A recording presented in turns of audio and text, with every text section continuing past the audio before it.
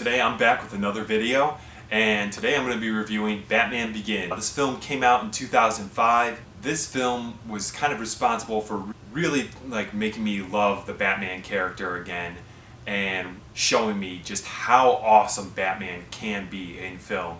The Michael Keaton films were fine and they were enjoyable for what they were, and then there's Batman Forever, which was and then Batman and Robin, which was shit. But Batman Begins really took the Batman character and the Batman story to a whole nother level. It really made it an intriguing character and an intriguing story. And one of the great things about Batman Begins is because it's an origin story, we find out a lot more about Bruce Wayne and a lot more of what kind of went into his thought process and his motivation to become Batman. And of course, a lot of his motivation stems from his parents' death, being killed by a mugger, but it's more to it than just that, And early on in the film, we get to see that Bruce he's out in another country, and we get to finally find out about how Bruce Wayne became such a great fighter. Batman's always been a great fighter. He's got all his gadgets and his bat suit and his Batmobile, but he's always been able to really be a great fighter and take down multiple opponents at once. But they've never really explained where Bruce became such a great fighter and combatant from. And in this film, we get a really great explanation. We get to see him go to the League of Shadows, and he's taught by Ra's al Ghul about being a member of the League of Shadows and learning to turn his fear into a weapon. And it shows the brutal training he goes through, and he kind of learns all these martial arts and stuff that help him become a great fighter. So that was something I really found interesting, and that really kind of got me sucked into that story right away. And then I also got to talk about how great the casting is for this film. The casting for Batman Begins, when you talk about an all-star cast of people, this is a prime example. You've got Christian Bale, who's a phenomenal actor, and plays Batman / Bruce Wayne. And the thing people I think might forget sometimes is when you have a Batman film, the guy who is Bruce Wayne is playing two roles. He plays Bruce Wayne and he plays Batman. And in my opinion, playing Batman is the easier role because a lot of it is the suit. Once you put on that suit, you're pretty much Batman.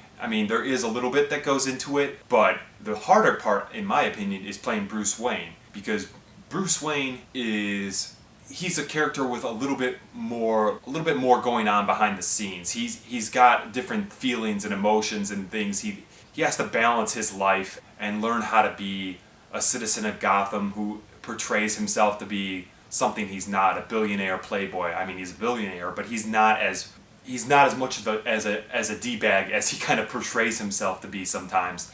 But he realizes that that's the persona he has to sort of have as Bruce Wayne. He's expected to sort of be this arrogant, cocky billionaire, even though he's actually, deep down inside, he's a lot more humble than that. He's not the typical rich guy that people would expect him to be. And so to be able to play that character, I thought Christian Bale was phenomenal. He made me care about Bruce Wayne. He made me be invested in Bruce Wayne, and then at the same time, he also made me love when he's Batman and he's kicking ass. And then he even I love Christopher Nolan's choice to have him disguise his voice when he's Batman, and he does the "Where's Falcone? Where is he? Swear to me!" I love that. I don't remember Michael Keaton ever doing anything like that, but that was just so cool. Then you got Rachel Dawes, who's played by Katie Holmes. And she's great. She's a very talented actress, and she's playing this character who's his friend, his childhood sweetheart, his love interest, and she's also the moral compass for him. She's the one who kind of reminds him of who he is as a person and what he stands for and what's really the root of the problem in Gotham. It's not just a criminal like the guy who killed his parents. It's the corruption, and it's the gangsters, and it's the people who are preying off the weak people. And so to have a character like that, I thought was really great. And Katie Holmes does an excellent job in that role. And then you got Alfred too. Alfred, but played by Michael Caine, who, I never cared about Alfred. In all the other Batman films I saw, I never really cared too much about Alfred. I thought of him as a boring character. He's just Batman's butler. He's his assistant too, he kind of lets him know what's going on and stuff. That's how I've always seen him portrayed. I grew up watching the animated series, and I grew up like watching the Tim Burton Batman films, and there's nothing for me to think about more than Alfred. Than he's the old butler who takes care of Bruce and takes care of Wayne Manor, and that's it, you know. But Michael Caine made me like really invested in this character.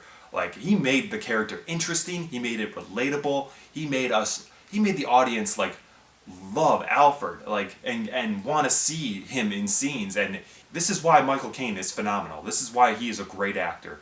He took this character and he's not just a butler. He's not just an assistant. He's a mentor. He's a father figure. He's a confidant for Bruce. He's so many roles, and we get to see him like serving Bruce's father when Bruce is young, and then continue on because he's got loyalty to the Wayne family.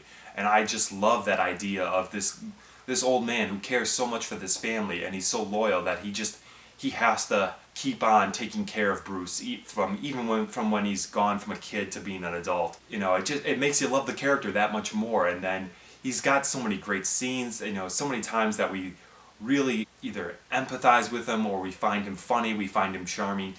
There's like the scene where, you know, Bruce is beneath Wayne Manor checking out the caves, looking for a place in these caves that he can kind of have his bat cave set up in, and he's by a waterfall and there's bats flying around, and he goes, you know, Alfred, come on here, you can see a lot better. And then Alfred's like, I can see just fine from here, thank you very much, Master Bruce. You know, like, that's a horrible impression, and I'm not sure, I might have slightly misquoted the scene, but, you know, that's basically what he says, and that scene just, it made me love Alfred so much more as a character. And I think that's, you know, it's all because Michael Caine has such great delivery. And then there's Jim Gordon, who's played by Gary Oldman, another great actor who just knows how to get into a role like this and understands the character he's portraying. And again, you know, Gordon, I feel like in prior films, he's never been an interesting character, much like Alfred. And this time, I was really interested to see what Gordon was going to be doing because of the way Gary Oldman plays him. He really knows how to like interact with Batman on screen. You know, every scene they had together, you felt like it was very important, and you needed that scene to be in the movie. Especially when Batman comes to visit him, like one of the first times when he's like behind him, and Gary Oldman's like, "There's just one of you," and he's like, "Now we're two." And then he like turns around and he sees him take off, like, you know. Love Gary Oldman. He did a great job as Jim Gordon. And then of course there's Morgan Freeman playing Lucius Fox. I didn't really know much about the Lucius Fox character, but I loved him as soon as I saw him in this movie. I mean, just another example, like Michael Caine, Gary Oldman, Morgan Freeman. These are all actors who are like, they're in a league of their own. And then of course we got Liam Neeson playing Ra's al Ghul.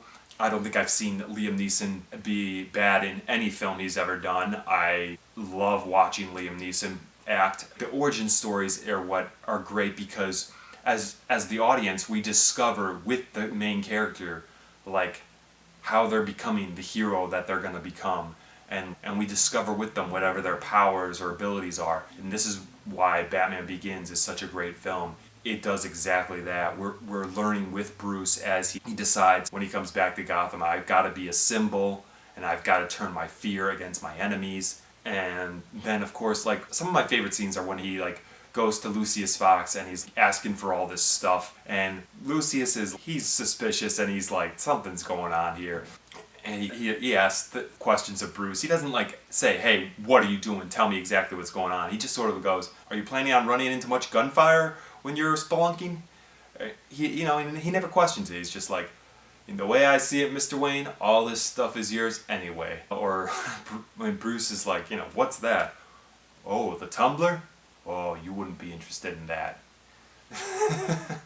Like, Morgan Freeman's so great. I love him. He hasn't disappointed me, I don't think, in anything. And again, here as Lucius Fox, he's great. It's just a way that like you slip that humor in there with this great action adventure film of a superhero like Batman, and I think that's something like the best films can do. You have this story that's clearly an action story, it's an adventure story, it's got drama, but you're able to also slip in like humor, and you're able to put in some like love or romance in it when you can like add in those elements and make it all work, like that's what makes films great. I really love Batman Begins. It's this film, it reignited that franchise, and to this day I haven't seen a better portrayal of Batman than Christian Bale's portrayal, and I could say that probably about the rest of the cast. So Batman Begins, I'm giving an A+. Okay, thanks for watching. If you want to drop a comment below and let me know, like, how much do you like Batman Begins? Is it your favorite? Is it your least favorite? Like, where does it rank for you in the Batman franchise? You know, who is your favorite Batman? And anything else you want to tell me about what you like or don't like about Batman Begins, would love to hear. And if you could hit the like button or subscribe, I'd appreciate any support. Thanks.